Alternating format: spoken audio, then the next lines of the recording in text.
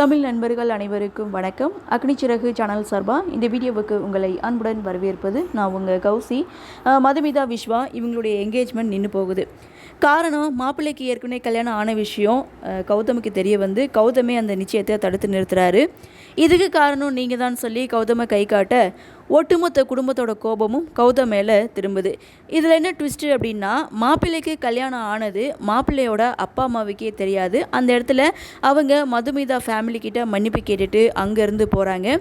எங்கள் அக்காவை இனிமேல் யார் கல்யாணம் பண்ணிப்பா, எங்கள் அக்காவுக்கு எப்படி கல்யாணம் நடக்கும் அப்படின்னு சொல்லி ஜீவாவுடைய கோபம் ஒரு பக்கம், என் பொண்ணோட தன்னம்பிக்கையை இப்படி உடச்சிட்டிங்களேன்னு சொல்லி மது அப்பாவோட கோபம் ஒரு பக்கம், மாறி மாறி கௌதமை நிற்க வச்சு கேள்வி மேலே கேள்வியாக கேட்டுட்ருக்காங்க.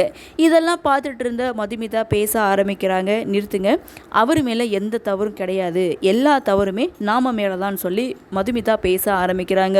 பொண்ணாக பிறந்துட்டா கல்யாணம் ஆக வேண்டிய வயசில் கல்யாணம் ஆகியே தீரணும், இல்லைனா இந்த சமூகம் ஏன் கல்யாணம் ஆகலை ஏன் கல்யாணம் ஆகலைன்னு கேள்வி மேலே கேள்வியாக கேட்கும். படித்து முடிச்சுட்டு வேலைக்கு போனாலும் அந்த கேள்வியை கேட்குது. ஏன் பொண்ணாக பிறந்தா கல்யாணம் ஆகலைன்னா இந்த உலகத்தில் வாழ முடியாதா, ஏன் வாழக்கூடாதான்னு சொல்லிட்டு இங்கே மதுமிதா பேசிகிட்டு இருக்காங்க.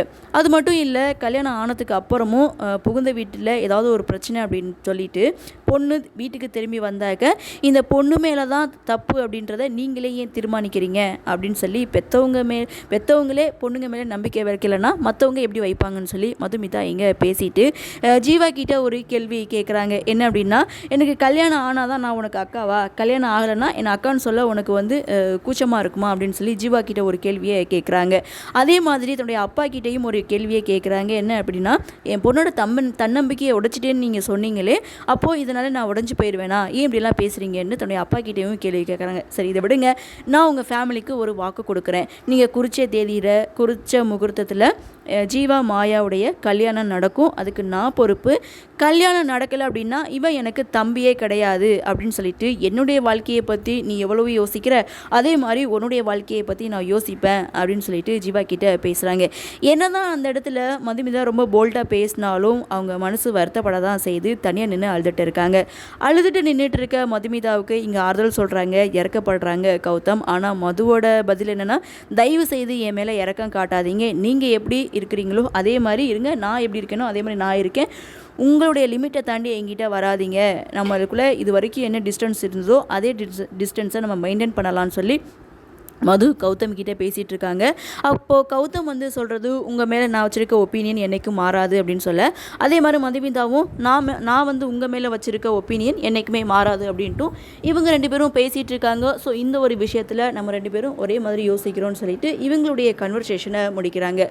அப்படியே சீனை கட் பண்ணால் மாயாவுடைய அம்மா யோசிக்கிறது, ஜீவா ஒருவேளை மாயாவை கல்யாணம் பண்ணிக்காமல் போகிறதுக்கு தட்டி கழிக்கிறானோ அப்படின்ற மாதிரி அவங்க ஒரு பக்கம் யோசிக்கிறாங்க. ஸோ எப்படியாவது ஜீவா மாயாவுடைய கல்யாணத்தை நம்ம நடத்தியே தீரணும்னு ஒரு பக்கம் யோசித்தாலும் அந்த இடத்துல அவங்களுடைய அண்ணா வந்து ஒரு ஐடியா கொடுக்குறாரு. என்ன அப்படின்னா, நம்ம மிடில் கிளாஸில் எப்படி நம்ம மாயாவை கொடுக்குறோமோ அதே மாதிரி மிடில் கிளாஸ்லேருந்து ஒரு பொண்ணை நம்ம வீட்டுக்கு மருமகளாக கூட்டிகிட்டு வரலாம், அதுக்கான மாப்பிள்ளை நம்ம வீட்டில் இருக்குது அப்படின்றாங்க. ஸோ அவங்களுக்கு ஒன்றுமே புரியல. என்ன ஏதுன்னு விளக்கமாக கேட்கும்போது, கௌதமுக்கு ஏன் மதுமிதாவை கல்யாணம் பண்ணி வைக்கக்கூடாது, அப்படி கல்யாணம் பண்ணி வச்சிட்டோம் அப்படின்னா நம்ம வீட்டு வேலைக்காரியாகவே அவள் வந்து நம்ம வீட்டில் வச்சுக்கிட்டுலாம், அதே சமயம் அவளை வந்து நம்ம கைக்குள்ளேயே போட்டுக்கலாம், ஜீவாவும் உன் கைக்குள்ளே இருப்பான், மதுமிதாவும் உன் கைக்குள்ளே இருப்பாங்க, இது நல்ல ஐடியாவாக தானே இருக்குது அப்படின்னு சொல்லிட்டு அவங்க அண்ணா ஒரு ஐடியா கொடுக்குறாங்க. அவங்களுக்கும் இது சரியாக தெரியுது. உடனே கௌதமிக்கிட்ட பேச போகிறாங்க. ஆனால் அதை தடுத்து நிறுத்துறாரு. ரீசன் என்ன அப்படின்னா, ஒருவேளை மதுமிதாவோட ஃபேமிலி மறுப்பு தெரிவிச்சிட்டாங்கன்னா அப்படின்னு சொல்லிட்டு முதல்ல அவங்க ஃபேமிலிக்கிட்ட பேசுவோம், அதுக்கப்புறம் கௌதமிக்கிட்ட பேசுவோம் அப்படின்றாங்க.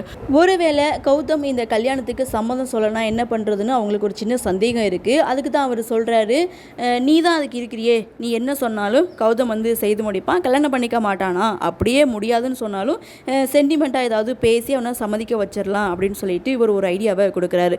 உடனே அடுத்த செகண்ட் மாயாவுடைய அம்மா மது வீட்டுக்கு போகிறாங்க. அங்கே கல்யாணத்தை பற்றி பேசுகிறாங்க.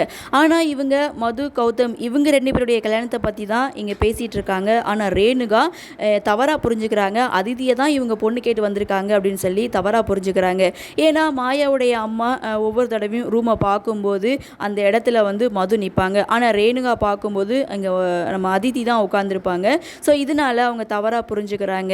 ஸோ இது வந்து என் பையனுக்கு உங்கள் பொண்ணை ரொம்பவே பிடிச்சி போச்சு, நேற்று வந்து உங்கள் பொண்ணு பேசின விதம் நடந்துக்கிட்டது எல்லாமே பிடிச்சி போதுனதுனால தான் உங்ககிட்ட வந்து நான் பொண்ணு கேட்குறேன்னு சொல்லி அவங்க சொல்கிறாங்க. ஆனால் ரேணுகா அம்மா வந்து என்ன நினைக்கிறாங்க அப்படின்னா, அதிதிக்கு நல்ல ஒரு வாழ்க்கை தான் அமைஞ்சிருக்கு, இருந்தாலும் வந்து அப்படின்னு சொல்லி யோசிக்கிறாங்க, மனசுக்குள்ளே யோசிக்கிறாங்க. அப்போது நல்ல ஒரு முடிவாக யோசித்து சொல்லுங்கன்னு சொல்லிட்டு மாயாவுடைய அம்மா அங்கேருந்து போகிறாங்க. ஆனால் இங்கே ரேணுகா வந்து தவறாக புரிஞ்சுக்கிறாங்க. ஆனால் அவங்க பொண்ணு கேட்டது மதுமிதாவை, ஆனால் இவங்க மனசில் நினச்சிருக்குது அதித்தியை.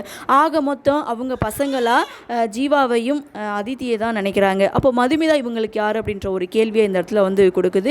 ஏன் இவங்க 2 பேர் இருக்கிற பாசம் நம்ம மது மேலே இல்லை அப்படின்ற ஒரு கொஸ்டின் மார்க் இந்த இடத்துல கொடுத்தாலும், ஒரு கல்யாணம் இல்லை, 2 கல்யாணம் இல்லை, 3 கல்யாணம் நடக்க போகுது அப்படின்ற ஒரு எதிர்பார்ப்பை இன்றைக்கி எபிசோடு வந்து கொடுத்துருக்கு. ஸோ ஆக மொத்தம் கௌதம் கிட்ட வந்து இதை பற்றி பேச போகிறாங்க.